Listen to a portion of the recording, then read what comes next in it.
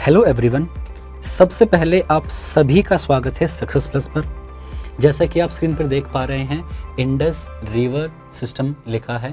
तो आज की इस वीडियो में हम इंडस रिवर सिस्टम यानी सिंधु नदी तंत्र के बारे में विस्तार से समझेंगे और साथ ही इसकी लगभग सभी सहायक नदियों के बारे में भी जानेंगे। और इसके साथ साथ हम इन सभी नदियों की एग्जैक्ट प्लेस ऑफ ओरिजिन के बारे में जानेंगे और इनके रास्ते में कौन से महत्वपूर्ण स्थान आते हैं वह भी जानेंगे। अगर किसी कोई विशेष नदी के बारे में जानना है तो उसके लिए आप इस टाइमलाइन का प्रयोग कर सकते हैं। यह टाइमलाइन आपको डिस्क्रिप्शन में भी मिल जाएंगी। तो सबसे पहले हम देखेंगे मुख्य नदी यानी सिंधु नदी के बारे में। तो देखिए भाई, सिंधु नदी की उत्पत्ति होती है तिब्बत के पठार में स्थित लेक मानसरोवर से, मानसरोवर झील से। अब मानसरोवर झील के पास में ही स्थित है माउंट कैलाश, मतलब कैलाश पर्वत। और कैलाश पर्वत से आपको एक बात जरूर याद होगी कि भगवान शिव के निवास स्थान के रूप में हम जानते हैं किसको? कैलाश पर्वत को। अब देखिए भाई, जैसे ही इस नदी की उत्पत्ति होती है सिंधु नदी की, तो यह अपनी उत्पत्ति के साथ बहती है नॉर्थ वेस्ट, मतलब उत्तर पश्चिम की दिशा में। और जहां से भारत में ये एंटर करती है उस स्थान को हम कहते हैं डैमचौक। ये है डैमचौक। डैमचौक से सिंधु नदी भारत में एंटर करती है। यह स्थान आपको जरूर याद होना चाहिए क्योंकि यह है कई एग्जाम्स में ऐसे क्वेश्चंस आए हुए हैं। ठीक है, तो भारत में एंट्री करने के बाद यह इसी दिशा में नॉर्थ वेस्ट में ही आगे बढ़ती है। और आगे बढ़ने के साथ एक स्थान आता है दुंगती। तो भाई दुंगती पर पहुंचकर यह नदी जो अभी तक बह रही थी नॉर्थ वेस्ट की डायरेक्शन में, अब ये बहना स्टार्ट कर देती है अपने साउथ डायरेक्शन में। ठीक है, देखिए दक्षिण डायरेक्शन में भाई। और दक्षिण के बाद फिर से ये अपनी उसी दिशा को लेती है, नॉर्थ वेस्ट को ही। और सबसे पहले लेह और उसके बाद बटालिक। देखिए ध्यान से, पहले लेह और फिर बटालिक। लेह और बटालिक के को क्रॉस करती है। अब देखिए भाई, ये जो बटालिक स्थान है ना, इसका बड़ा महत्व है। बटालिक स्थान, बटालिक आता है किसमें? कारगिल जिले में। अब ये महत्वपूर्ण क्यों है? क्योंकि बटालिक क्षेत्र, एक तो देखो भाई लेह, गिलगिट बाल्टिस्तान, इनके बीच में अगर कोई स्थान है तो वो है बटालिक। और भारत और पाकिस्तान के बीच में लगभग जितने भी युद्ध हुए हैं उन सभी की मेन वॉरलैंड जो थी वह थी बटालिक। ठीक है, और आपको याद होगा कारगिल युद्ध 1999 में जो कारगिल युद्ध हुआ था उसकी भी जो मुख्य युद्ध भूमि थी वह भी थी बटालिक। ठीक है, अब देखो भाई, बटालिक से हमारी जो मेन रिवर है सिंधु नदी, जब ये आगे बढ़ती है तो ये है एलओसी। एलओसी को क्रॉस करके ये पहुंच जाती है कहां पर? गिलगिट बाल्टिस्तान क्षेत्र में। ठीक है, अब इसके बाद यहां गिलगिट पहुंचने के बाद ये जो स्थान है ना, ये वाला जो स्थान है ये है गिलगिट। गिलगिट पहुंचने के बाद ये अपने फिर से साउथवर्ड डायरेक्शन में गति करती है। और यहां से जहां से ये भारत से बाहर निकलती है इस स्थान को हम कहते हैं चिल्लास। ठीक है, जहां से यह नदी भारत से बाहर निकल रही है यह हो गया चिल्लास। तो आपको दो स्थान बहुत महत्वपूर्ण हैं जो आपको याद करने हैं। पहला तो था डैमचौक, जहां से इससे भारत में इस नदी ने एंटर किया था। ठीक है, उसके बाद जिस स्थान से सिंधु नदी भारत से पाकिस्तान में जाती है वह है चिल्लास। ठीक है, तो दो स्थान आपको याद हो गए। और इसके बाद ये पाकिस्तान के सिर्फ तीन प्रांतों से होकर ये चली जाती है अरब सागर में। देखिए भाई, पहला है खैबर पख्तूनख्वा प्रोविंस, और इसके बाद आता है पंजाब प्रोविंस, और पंजाब प्रोविंस के बाद आता है सिंध प्रोविंस। तो यह नदी भारत से निकलने के बाद इन तीन प्रोविंस से होते हुई कहाँ चली जाती है? अरब सागर में जाके गिर जाती है। तो इतना आपको समझ में आया कि जो सिंधु नदी है, जो मेन रिवर है हमारी, उसका रूट क्या है। ठीक है, अब इसमें एक छोटा सा पॉइंट है, गिलगिट बाल्टिस्तान में जहां पर यह नदी दक्षिण की तरफ बहती है, यहां देखिए इस तरफ यहीं पे ही साउथ में, इसके दक्षिण में एक पर्वत है, ये देखिए, ये नंगा पर्वत। इसकी सिर्फ आप पोजीशन याद रखना कि ये है कहां पर, ठीक है ना, स्थिति कहां पर स्थित है। तो नंगा पर्वत सिंधु नदी के दक्षिण में स्थित है, ठीक है। अब एक एक करके हम देखेंगे इनकी सहायक नदियों के बारे में। देखिए भाई, सबसे पहले हम देखते हैं चेनाब नदी के बारे में। देखिए, चेनाब नदी जो है हमारी, यह है हिमाचल प्रदेश के लाहौल व स्पीति वैली। ये देखो, ये वाला जो क्षेत्र है ना, ये वाला हमारा, ये तो यह है लाहौल और स्पीति वैली। तो इस पर यहाँ पर एक दर्रा, जिसे इंग्लिश में हम कहते हैं पास, दर्रा है जिसका नाम है बारालाचाला। तो चेनाब नदी बारालाचाला दर्रे के दोनों ओर से चंद्र और भागा, दक्षिण में देखो, साउथ में तो है चंद्रा और नॉर्थ में है भागा। तो चंद्रा और भागा के रूप में इसकी उत्पत्ति होती है। और जिस स्थान पर ये दोनों धाराएं मिलती हैं वह स्थान है तांडी। ये भी अच्छा क्वेश्चन है, इसको आप अच्छे से याद करना कि चंद्रा और भागा जो रिवर हैं, जो धाराएं हैं, वह दोनों आपस में मिलती हैं कहां पर, तांडी में। अब तांडी में मिलने के बाद इस नदी को हम चंद्रभागा के नाम से जानते हैं और चंद्रभागा रिवर को ही हम चेनाब नदी के रूप में जानते हैं। अब एक और महत्वपूर्ण पॉइंट हम यहीं पे समझ लेते हैं। जो चेनाब रिवर है, ये आती है हमारी, ये वाला जो क्षेत्र है ना, ये वाला जो क्षेत्र है हमारा, ये है हमारा मिडल हिमालय, जैसे हिंदी में हम कहते हैं मध्य हिमालय। तो मिडल हिमालय क्षेत्र में है ये। और जब मध्य हिमालय में है तो यहाँ पर बर्फ बहुत अधिक मात्रा में होता है, हिम आच्छादन बहुत अधिक मात्रा में है, इसीलिए यह नदी बहुत अधिक मात्रा में पानी अपने साथ बहाकर ले जाती है। अब एक और पॉइंट यहां पर है कि जो चंद्रा है, जो ये है ना चंद्रा साउथ वाली, इसकी जो उत्पत्ति होती है इसी के पास में स्थित है पिन वैली नेशनल पार्क, ठीक है। तो चंद्रा के साउथ में है पिन वैली नेशनल पार्क, और वहीं जहां भागा है उत्तर में, वहां पर एक स्थान है जिस्पा, यहां इधर एक स्थान है जिस्पा, ठीक है। ये हमने बात कर ली कि ये तांडी में मिलती हैं। अब हिमाचल प्रदेश से उत्तर पश्चिम की ओर आगे बढ़ती हुई यह नदी जम्मू कश्मीर में प्रवेश करती है, और जम्मू कश्मीर में जहां यह नदी प्रवेश कर रही है, यह है हमारा डोडा डिस्ट्रिक्ट। यह है जम्मू कश्मीर का डोडा डिस्ट्रिक्ट है।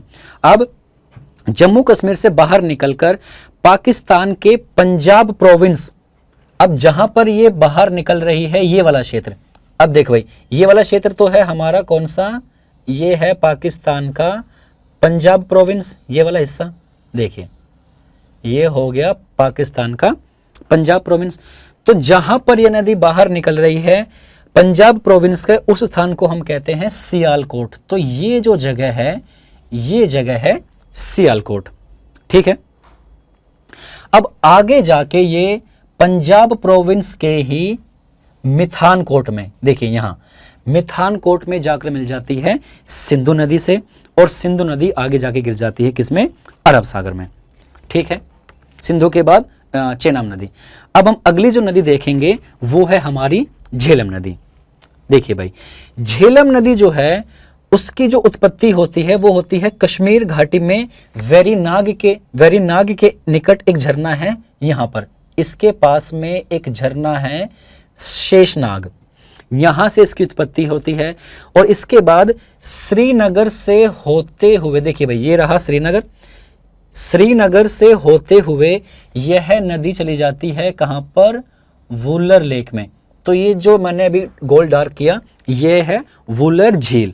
अब तीन चीजें यहां पर ध्यान से देखना, तो ये है हमारी वुलर झील, और इसी के ही नीचे दक्षिण पूर्व में ये है डल लेक, और डल लेक के उत्तर पश्चिम में है श्रीनगर, ठीक है।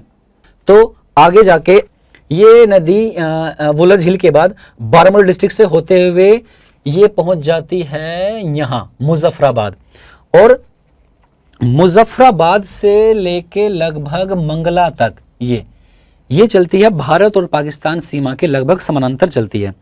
इसके बाद आगे बढ़कर ये भी नदी कहाँ, देखो भाई ये भी नदी कहाँ पे, किस प्रोविंस में जा रही, पाकिस्तान का ये वाला प्रोविंस जो है ये भी कौन सा है, पंजाब प्रोविंस। तो पंजाब प्रोविंस में आगे जाके ये एक स्थान आता है झांग, ये रहा। तो झांग डिस्ट्रिक्ट में जाके ये किससे मिल जाती है, चेनाब से।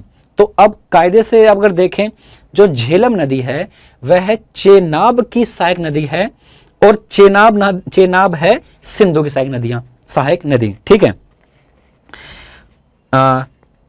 तो हमारी मुख्य नदी सिंधु, उसके अलावा चेनाब और अब झेलम, 3 नदी हमारी हो गई। अब आगे देखते हैं, इसके बाद हम देखते हैं रावी रिवर को, रावी नदी के बारे में। जो रावी नदी है वह कुल्लू पहाड़ियों में स्थित है, रोहतांग दर्रा, ठीक है, कुल्लू पहाड़ियों में स्थित है, यहां पर है रोहतांग दर्रा। तो रोहतांग दर्रे के पास से निकलती है, और साथ ही आपको जो उसमें याद करना है रावी नदी में वो यह है कि यह चंबा वैली से होकर बहती है, चंबा वैली से होकर बहती है। और इसके बाद अब देखिए भाई, ये रही हमारी रावी रिवर, और यहां से हिमाचल प्रदेश से निकलने के बाद ये पंजाब के पठानकोट जिले में प्रवेश करती है, और इसके बाद यह है पाकिस्तान में, ये देखो भाई लाहौर से होते हुए आगे जाके मिल जाती है चेनाब में। एक प्रश्न ये भी है कि लाहौर किस नदी के किनारे स्थित है, तो वह है रावी, ठीक है। लाहौर के किनारे, मतलब लाहौर जो है वह है किस पर, रावी नदी के किनारे स्थित है। तो आगे जाके ये किससे मिल जाती है, चेनाब रिवर से, और चेनाब रिवर मिठानकोट में पहुंचकर मिल जाती है सिंधु से, और सिंधु अंततः अरब सागर में मिल जाती है, ठीक है। यहां तक आगे देखते हैं। अब इसके बाद हम देखते हैं व्यास रिवर को। ये रही हमारी ये वाला जो हिस्सा है ना, ये व्यास कुंड, व्यास रिवर की जो उत्पत्ति है वह होती है व्यास कुंड से। और पहले देखो, पहले ये दक्षिण की ओर बहती है, दक्षिण की ओर बहेगी तो सबसे पहले इसके पास आएगा मनाली यहां, और इसके नीचे है कुल्लू। मनाली और कुल्लू से होकर ये आगे बहती है। देखिए भाई कहां गई हमारी व्यास नदी, ये रही,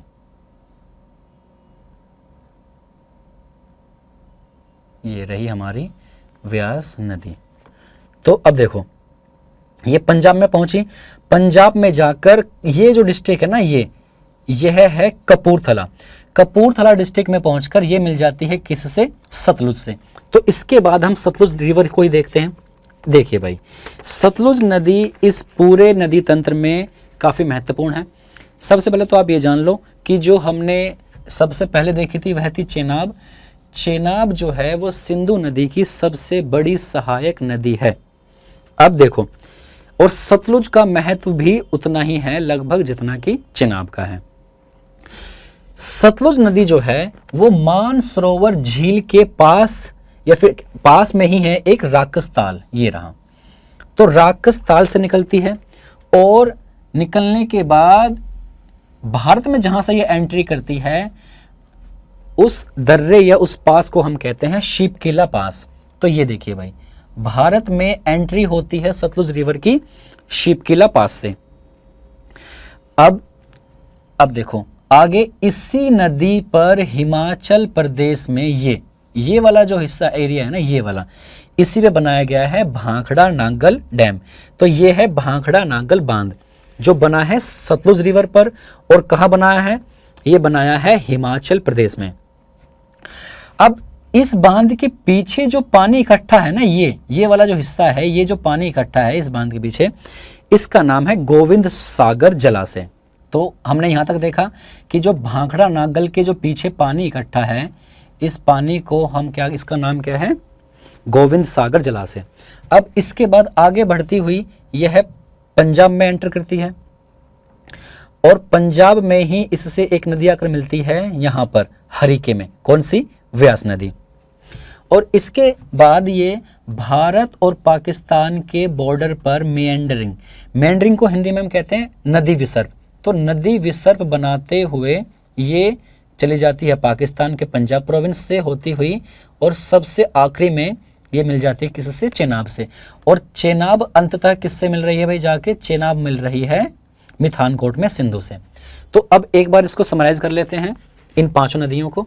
सबसे पहले देखते हैं चेनाब को। तो चेनाब नदी हमारी ये थी, चंद्रा और भागा के रूप में निकली थी और उसके बाद ये जम्मू कश्मीर में प्रवेश करती है। जम्मू कश्मीर में प्रवेश करने के बाद ये पाकिस्तान के पंजाब प्रोविंस में आती है और यहाँ पर यह आकर मिठानकोट में मिल जाती है किससे, सिंधु से। ठीक है, अब देखो झेलम ये हमारी निकली थी कहाँ से, जम्मू कश्मीर के कश्मीर वैली से और आगे जाके वुलर झील। तो वुलर झील से होकर कौन सी नदी बहती है, अगर ये प्रश्न आए तो इसका उत्तर है झेलम। ठीक है, इसके बाद ये भारत और पाकिस्तान की बॉर्डर पर लगभग उसका समानांतर बहती है, मतलब पैरेलल बहती है। और उसके बाद ये झांग डिस्ट्रिक्ट में, पंजाब प्रोविंस का ये झांग डिस्ट्रिक्ट है, वहां पर जाके मिल जाती है किससे, चेनाब से। तो अब देखो भाई, चेनाब से सबसे पहले कौन सी नदी मिलती है, चेनाब में सबसे पहले नदी मिल रही है झेलम, उसके बाद मिली है देखो रावी, रावी यहां मिली, और रावी के बाद मिलती है सतलुज। ठीक है, और ये अंततः ये पांचों नदियां जिनको हम पंच नदी के नाम से भी जानते हैं, ये मिल जाती है अंततः मिठानकोट में किससे, सिंधु से। ठीक है, अब ये तो हुई हमारी left bank tributaries of Indus river. अब 3-4 नदियां हैं जो कि सिंधु नदी की राइट बैंक ट्रिब्यूटरीज हैं। अब लेफ्ट बैंक ट्रिब्यूटरीज और राइट बैंक ट्रिब्यूटरीज के बारे में मैंने इससे पहले वीडियो में भी आपको बताया था कि देखिए, अगर नदी की डायरेक्शन ऐसे है, ठीक है, मतलब नदी डायरेक्शन किस तरफ है, वेस्टवर्ड, पश्चिम की ओर, तो अगर ये वाला जो हिस्सा होगा ना, ये वाला, एक सेकंड हम इसको थोड़ा बदल लेते हैं, ये लो भाई, ये देखिए, अगर नदी की डायरेक्शन है वेस्ट की तरफ, पश्चिम की तरफ, तो इसके जो उत्तर वाला हिस्सा होगा ना, वो होगा राइट बैंक ट्रिब्यूटरीज। तो यहां से जो नदियां आकर मिलेंगी इसमें, ये वाली, ये हैं राइट बैंक ट्रिब्यूटरीज, और जो आके मिलेंगी इसमें दक्षिण से, ये होंगी लेफ्ट बैंक ट्रिब्यूटरीज। ठीक है यहां तक। तो अभी तक जो हमने सिंधु नदी तंत्र में देखी है, वो हमने देखी है लेफ्ट बैंक ट्रिब्यूटरीज। अब इसके बाद हम देखते हैं सिंधु नदी की राइट बैंक ट्रिब्यूटरीज। ट्रिब्यूटरीज को हिंदी में हम कहते हैं सहायक नदी। ठीक है, सबसे पहला नंबर आता है, इसको मिटा देते हैं आगे बढ़ने से पहले। सबसे पहले हम देखेंगे श्योक नदी को, श्योक रिवर को। देखिए भाई, श्योक नदी आके मिल रही है सिंधु से, किधर, राइट हैंड साइड से। अब आपको जो इसमें याद करना है, प्रश्न कभी कभी आता है कि निम्नलिखित में से कौन सी नदियां सिंधु की सहायक नदी नहीं है, तो उसमें नुब्रा का ऑप्शन होता है। जो नुब्रा नदी है, नुब्रा है सहायक नदी किसकी, श्योक की, ना कि सिंधु की।